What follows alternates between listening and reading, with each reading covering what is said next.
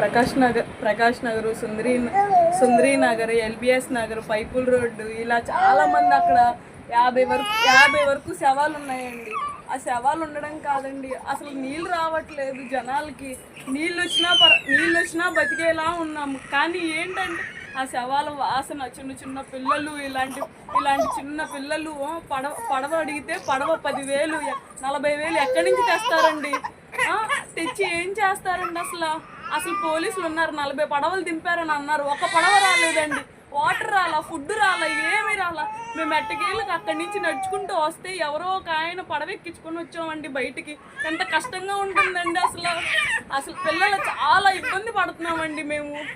ఒక్కసారి కాకపోయినా ఒక్కసారైనా అటు వెళ్ళి ఫుడ్ పంపించి పైనుంచి శవాలు తేలుకుంటూ వస్తున్నాయి. అసలు ఏంటి గవర్నమెంట్, నాకేం అర్థం కాదు. అసలు అలా ఉంటుందండి. అసలు నీళ్లు కొట్టుకుపోయి